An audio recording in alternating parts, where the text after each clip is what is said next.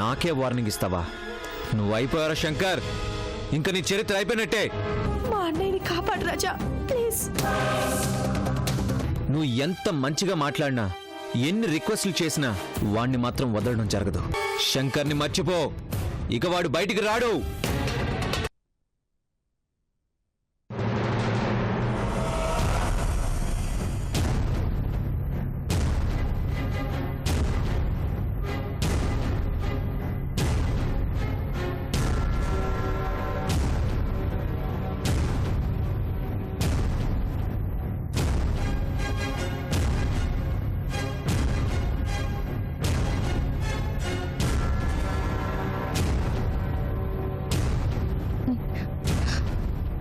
నిజంగా జరిగింది తలుచుకుంటే భయం వేస్తోంది. సమయానికి నేను విన్నాను కాబట్టి సరిపోయింది, లేదంటే ఎంత ప్రమాదం జరిగేది. ఒక బాధ్యత గల ఉద్యోగంలో ఉండి కూడా ఇలాంటి పని చేయడానికి బావకి మనసు ఎలా ఒప్పిందో అర్థం కావట్లేదు. మీరు సేఫ్ అన్నంత వరకు ఎంత టెన్షన్ పడ్డానో తెలుసా? ఫోన్ చేస్తుంటే నువ్వు ఫోన్ తీయవు. ఏం చేయాలో అర్థం కాలేదు. కళ్ళ ముందు కారు పేలిపోతున్నట్టు కనిపిస్తుంది. ఎలా కాపాడుకోవాలో అర్థం కాలేదు. లాస్ట్ మినిట్ లో శంకర్ కి ఫోన్ చేయాలన్న ఆలోచన వచ్చింది కాబట్టి సరిపోయింది, లేదంటే థ్యాంక్ గాడ్. ఇలాంటప్పుడే దేవుడు ఉన్నాడన్న నమ్మకం పెరుగుతుంది. నేను మళ్ళీ చూశాక కానీ నా హార్ట్ బీట్ కంట్రోల్ కాలేదు తెలుసా? చావు తప్పింది, ప్రయోజనం ఏముంది? అదేంటి అలా అంటున్నావు? నేను తప్పించుకోగలిగాను, కానీ నా వల్ల శంకర్ ప్రాబ్లంలో పడ్డాడు తెలుసా? అశోక్ శంకర్ని ప్లాన్డ్ గా లాక్ చేశాడు. తనని బయటకు తీసుకురావటం అంత సులభం కాదు. శంకర్ని బయటకు తీసుకురాకపోతే నేను బ్రతికుంటే అర్థం లేదు. దీనికే నిరుత్సాహపడిపోతే ఎలా? ఆలోచించు, ఏదో ఒక దారి దొరుకుతుంది రాజా. లేదు చందు, అన్ని దారులు క్లోజ్ చేశాడు అశోక్. ఎన్ని దారులు మూసేసినా ఏదో ఒక దారి తెరిచి ఉంటుంది రాజా. ఆలోచించాను చందు, ఎలా అనేది అర్థం కావడం లేదు. కానీ శంకర్కి కష్టం మాత్రం నా వల్లే. నా ప్రాణం కాపాడాలని, నా కోసం ఏం చేయడానికైనా వెనకాడని శంకర్ లాంటి ఫ్రెండ్కి నేనేం చేయలేకపోతున్నాను. జీవితంలో ఫస్ట్ టైం ఓడిపోతానేమోనని భయమేస్తుంది. ఓడిపోవడమా? అదెప్పటికీ జరగదు రాజా. మంచితనానికి ఓటముంటే ఈ ప్రపంచమే ఉండదు. మా బావ లాంటి ఈడియట్స్ చేతుల్లో నీలాంటి మంచి వాళ్ళు ఓడిపోకూడదు. శంకర్ లాంటి మంచి స్నేహితుడిని కాపాడడానికి మా బావ లాంటి చెడ్డ వాళ్ళతో యుద్ధం చేసినా తప్పు లేదు. సొంత భావాన్ని కూడా కాదని నన్ను సమర్థిస్తున్నావా? బంధుత్వం అనేది మంచితనంతో ఉండాలి, కానీ మంచి లేని మనుషులతో అవసరం లేదు. ఆలోచించు రాజా, బాధల్లో ఉన్నప్పుడు అన్ని దారులు మూసుకుపోయినట్లు ప్రపంచం మనకు దూరం అయిపోతున్నట్టు కనిపిస్తుంది. ఆ బాధని పక్కన పెట్టి ఆలోచించగలిగితే ఎన్నో దారులు కనిపిస్తాయి. అందరూ ఉన్న దారుల్లోనే ఏదో ఒక దారిలో వెళ్లాలనుకుంటారు. ఏ దారి లేకపోయినా తమకంటూ ఒక దారి ఏర్పరచుకున్న వాళ్లే గొప్ప వాళ్ళవుతారు. ఒక స్నేహితుడు మోసం చేశాడు, మరో స్నేహితుడు అదే స్నేహితుడి చేతిలో దెబ్బ తినబోతున్నాడు. ఎన్నాళ్ళు రాజా భరిస్తావు? ఎన్నాళ్ళు స్నేహితుడు అనుకుని తన తప్పుల్ని క్షమిస్తావు? తప్పుని క్షమించడం అంటే మనం పెద్ద తప్పు చేయడం. వదలొద్దు రాజా, మా బావని వదలొద్దు. ఏదో ఒకటి చేసి శంకర్ని కాపాడు, అంతే.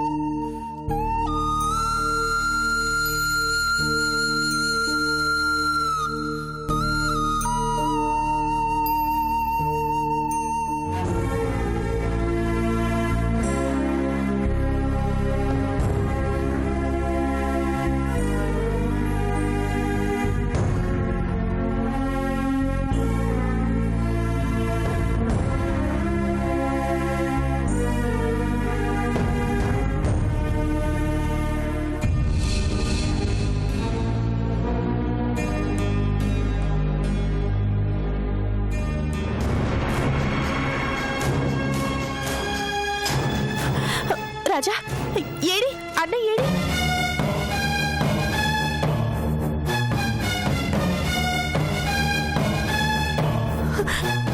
వదిలిపెట్టలేదా? వదిలిపెట్టను అన్నాడా? నాకు తెలుసు అన్నయ్యని ఏదో ఒకటి చేసేదాకా వాడు వదిలిపెట్టడు. మాధవి, వాడు వదలను అన్నాడని నా స్నేహితుడిని నేను వదిలేసుకుంటానా? ఏం చేస్తావు?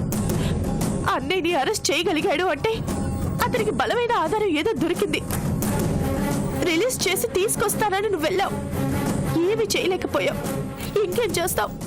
మంచిగా అడిగి చూశాను, కుదరదు అన్నాడు. మనకున్నది అదొక్కటే దారి కాదు.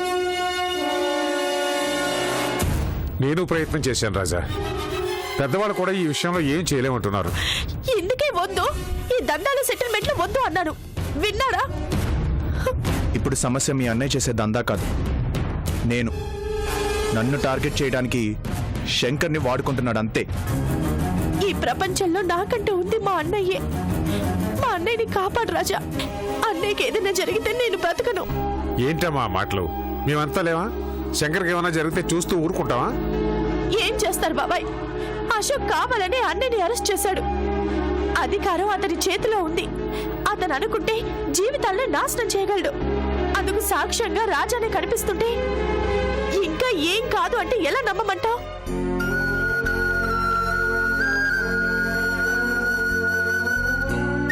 నాకు మా అన్నయ్య కావాలి, ఏదో ఒకటి చెయ్యండి. భయపడద్దు మాధవి, అశోక్ వల్ల జీవితంలో నేను కోల్పోయింది చాలు. ఇంకా చేతకాని వాళ్ళ చూస్తూ ఉంటాననుకోకు. వాడు తన కోసం ఎదుటి వాళ్ళని చంపగలడు, నేను నా వాళ్ళ కోసం చావగలను. నా ప్రాణాలు పణంగా పెట్టైనా సరే శంకర్ని కాపాడుకుంటాను. బాధపడకమ్మా, శంకర్కి ఏం కాదు, ఏదో ఒకటి చేస్తాం. శంకర్ని మళ్ళీ మన మధ్యకి తీసుకొస్తాం.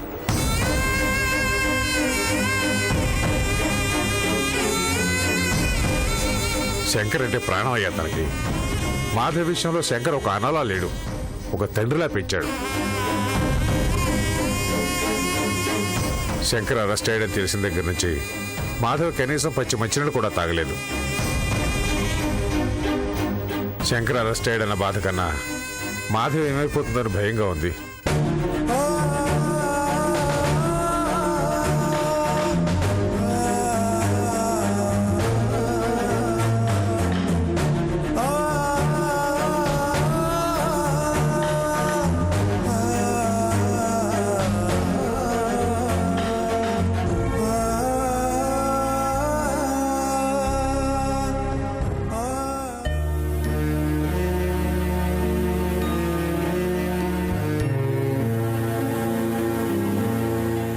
మాధవి, నువ్వు తినడం మానేస్తే శంకర్ వస్తాడా? వచ్చాకే తింటాను. అంటే నా మాట మీద నీకు నమ్మకం లేదా? శంకర్ నీకెంత ప్రాణమో నాకు అంతే. నా కోసం కష్టానికి ఎదురెళ్లే స్నేహితుడిని కాపాడుకోలేనంత చేతకాని వాడిని కాదు. అన్నయ్యని బయటికి తీసుకురావడం మీరు చెప్పినంత సులభం కాదని నాకు తెలుసు. కష్టం మాత్రం కాదు, శంకర్ని తీసుకొచ్చే బాధ్యత నాది. నా మీద నమ్మకం ఉంటే భోంచెయ్. నా కోసం నువ్వు అన్నం పెట్టుకొచ్చావా? మంచం మీద కదల్లేని స్థితిలో ఉన్న నాకు నువ్వు చేసిన సేవల ముందు ఇదంతా. రుణం తీర్చుకుంటున్నావా? కాదు, బాధ్యత తీసుకుంటున్నాను. నీ బాధకు కారణం నేను. ఆ బాధను తీర్చాల్సిన బాధ్యత నాదేగా. ఈ బాధ తీర్చడానికి బాధ్యత తీసుకున్నా. ఇంకా పెద్ద బాధ ఉంటే అది తీర్చడానికి ప్రయత్నిస్తాను. నీ మనసులో నేనంటే అంత అభిమానం ఉందా నీకు? నా కష్టాలకి నువ్వు కన్నీళ్లు పెడతావు, నా ఆనందానికి నువ్వు నవ్వుతావు. అభిమానం లేకుండా ఎలా ఉంటుంది చెప్పు? మరెప్పుడు చెప్పవే. మాటలతో అన్నీ చెప్పలేం. తిను. వద్దు. నేనున్నాను చెప్తున్నాను కదా. తిను మాధవి, ప్లీజ్. మాధవి, కూర్చో.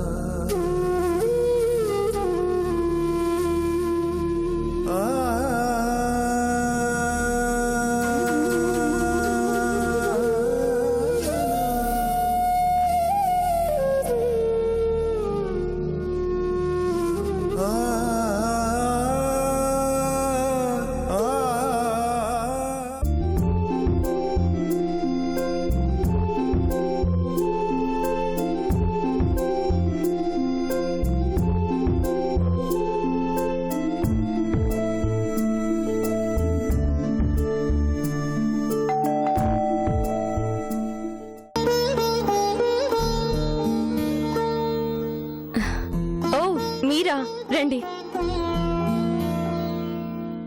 బాగున్నారా? బాగున్నాం. రేపు ఇంట్లో సత్యనారాయణ స్వామి వ్రతం పెట్టుకున్నాం. చెప్పి వెళ్దామని వచ్చాం. రండి. ఆ రండి, కూర్చోండి. మీరు తప్పకుండా రావాలి. వ్రతం అంటే రాకుండా ఎలా ఉంటాను? కాఫీ తీసుకొస్తాను, ఉండండి. ఇప్పుడేమీ వద్దండి, కాలనీలో చాలా మందిని పిలవాలి. అవును, టీవీ చూసారా? లేదు. ఏ? అదేంటండి, ఊరంతా మీ హస్బెండ్ గురించి గొప్పగా మాట్లాడుకుంటుంటే మీరు ఇంకా టీవీ చూడకపోవడం ఏంటి? ఏ ఛానల్ పెట్టినా మీ వారి గురించే. అవునా? ఆ రౌడీ శంకర్ ఉన్నాడు కదా, అతన్ని మీ వారు అరెస్ట్ చేశారంట. అంత పెద్ద రౌడీని అరెస్ట్ చేయటం మామూలు విషయమేనా? ఏమోనండి, మీ వారు వచ్చిన దగ్గర నుంచి ఊరు కాస్త ప్రశాంతంగా ఉంది. దొంగల భయం, దోపిడీల భయం తగ్గింది. ధైర్యంగా బయట తిరగలుగుతున్నామంటే నమ్మండి. ఆయనకి డిపార్ట్మెంట్ అంటే ఎంత ఇష్టమో, ఇలాంటి మంచి పనులు చేయడం అన్నా అంతే ఇష్టం. జనాన్ని ఇబ్బంది పెడుతున్నారని తెలిస్తే అస్సలు ఒప్పుకోరైనా. అవతలి వాళ్ళు ఎంత పెద్దవారైనా సరే వదిలిపెట్టరు. మనిషే కాదు, చేసే పనులు కూడా హీరోలానే ఉన్నాయి. మీరు అదృష్టవంతులండి. వస్తామండి, మర్చిపోకుండా రండి. వీలైతే మీ వారిని కూడా తీసుకురండి. అలాగేనండి. నమస్తే.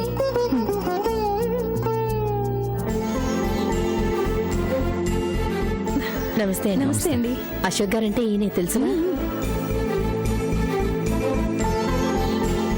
లలి ఎవరు? ఎంఆర్ఓ గారి వైఫ్, వాళ్ళ చెల్లెలు. ఇంట్లో సత్యనారాయణ స్వామి వ్రతం చేసుకుంటున్నారంట, పిలవడానికి వచ్చారు. అలాగా? ఏంటి హీరో గారు, ఈ రోజేదో పెద్ద అడ్వెంచర్ చేశారంట? అదేమంత పెద్దది కాదు, జనం అలా అనుకుంటున్నారంతే. కాకుండా ఎలా పోతుంది? శంకర్ని అరెస్ట్ చేయడం అంటే మాటలా? వాడిని ఎప్పుడో అరెస్ట్ చేయాల్సింది, ఈ రోజు కుదిరింది. అది కాదు కానీ అసలు హ్యాపీ న్యూస్ వేరే ఉంది. ఏంటది? రాజా వచ్చాడు. ఎందుకు వచ్చాడని అడగమే, నా కాళ్ళు పట్టుకోవడానికి. నిజమా? మరి పోలీసులతో పెట్టుకుంటే ఎలా ఉంటుందో ఈరోజు వాడికి అర్థమైంది.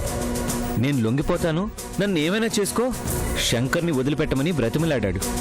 మీరేమన్నారు? అనేదే ఉంది, వార్నింగ్ ఇచ్చి పంపించేశాను. శంకర్ని అరెస్ట్ చేయడం శాంపులేరా, నా లల్లిని బాధ పెట్టిన నువ్వే నా నెక్స్ట్ టార్గెట్ అని చెప్పాను. అరగంట సేపు బతిమలాడాడు. అందితే చుట్టూ, అందకపోతే కాళ్ళు అంటే ఇదే కదూ? వాడికి నా గురించి పూర్తిగా తెలియదు లల్లి, ఈ రోజే తెలిసింది. నెక్స్ట్ వాడినే టార్గెట్ చేస్తానని అర్థమైంది.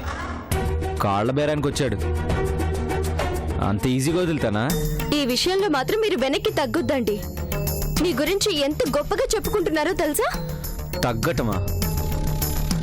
పులి పంజా విసరాలని డిసైడ్ అయితే దాని మాట అదే విందు. ఈరోజు జాబ్ సాటిస్ఫాక్షన్ దొరికింది లల్లి. ఆఫీసర్గా జనం మనసులు గెలిచాను. నా ముందు తల ఎగరేసిన రాజాగాడిని గెలిచాను. మీరు కాకపోతే అలాంటి రౌడీలు గెలుస్తారా? వాళ్ళ వెంబడి తిరిగి ఆ రాజు లాంటి వాళ్ళు గెలుస్తారా? మీ మంచితనానికి గెలుపెప్పుడు మీతోనే ఉంటుందండి. ఉండండి, కాఫీ తీసుకొస్తాను.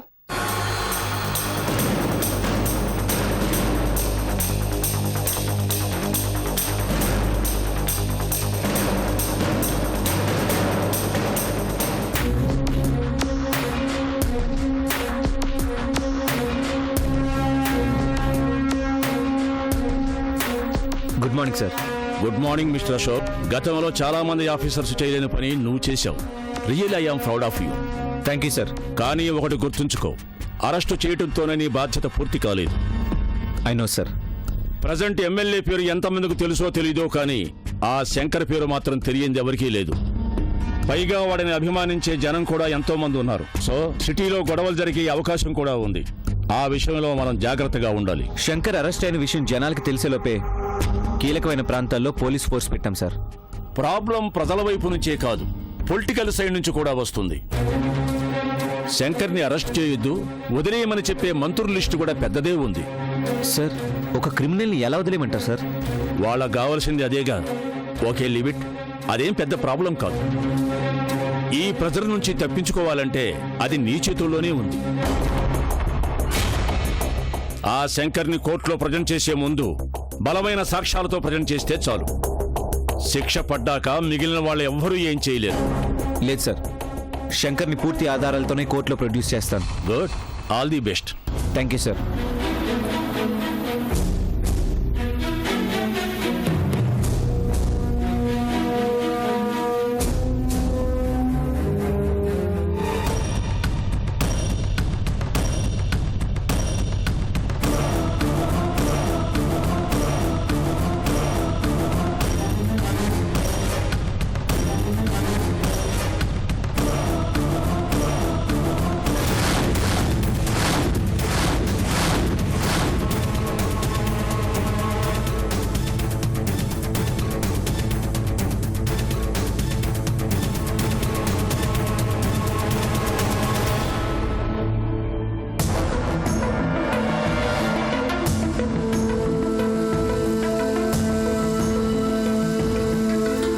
ఈ అనుభవం కొత్తగా పెయిన్గా ఉంది కదూ. ఇందుకేరా ఎవరి పనులు వాళ్ళు చేసుకోవాలి. మన ఆవేశాన్ని మన కోసం ఖర్చు పెట్టాలి. మన సంతోషం కోసం మనం బ్రతకాలి. అదే నా స్నేహితుడు నాకు నేర్పిన పాఠం. నీ స్నేహితుడంటే ఆ రాజాగాడేనా? వాడు నిన్ను చెడగొట్టాడా? ఇంకొకటి కోసం బ్రతకాలి అనుకుంటే నువ్వు చస్తావు. వాళ్ళ గుండెల్లో బతికే ఉంటానుగా. ఛా, చాలా చెడగొట్టాడుగా వాడంతే. వాడికి స్నేహితులైతే వాళ్ళందరూ నీలాగే చెడిపోతారు. ఎందుకురా నీకు ఈ కష్టాలు? వాడి వల్లేగా. రాజా కోసం పడే కష్టంలో ఇష్టం ఉంటుంది. నన్నేదో చేయాలని చాలా మంది అనుకున్నారు. ఎవ్వరి వల్ల కాలేదు. ఈ మాత్రం స్టేషన్లో కట్టేయగలిగింది నువ్వే. దీనికే నువ్వేదో సాధించాలనుకోవ దేశీపీ. ఇంతకంటే నువ్వు ముందుకు వెళ్ళలేవు. స్టేషన్లో నీ కక్ష తీరే వరకు లాఠీలు విరగ్గొట్టగలవేమో గాని కోర్టులో శిక్ష వేయించలేవు. దానికి సాక్ష్యాలు కావాలి. అవును కదా, నీకు వ్యతిరేకంగా సాక్ష్యం ఎవరు చెప్పరు. మరి శిక్ష పడేదెలా? ఒక్కసారి ఈ సాక్ష్యం సరిపోతుందేమో చూడు.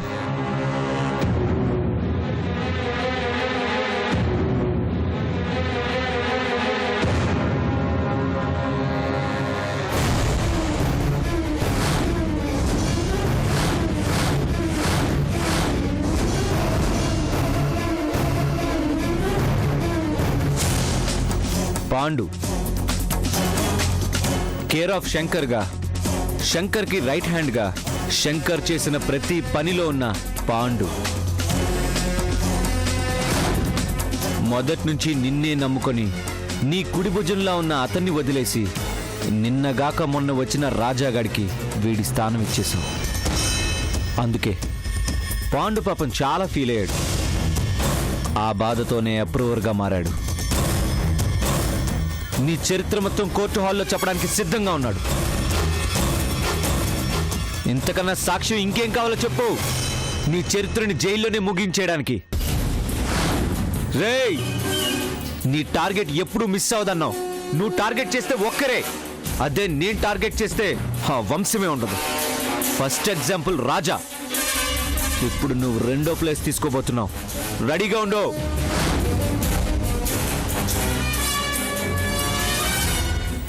టూ సార్, ఇతన్ని సెపరేట్ సెల్ వేయి. నాకు తెలియకుండా ఇతను ఎవరో కలవకూడదు. Okay sir. ఎవరో మాట్లాడకూడదు. ఇతన్ని జాగ్రత్తగా చూసుకో. అప్రూవర్ కదా, అతిథి మర్యాదలు ఉండాలి. అలాగే సార్. ఏం కావాలన్నా తెచ్చు. రావయ్యా.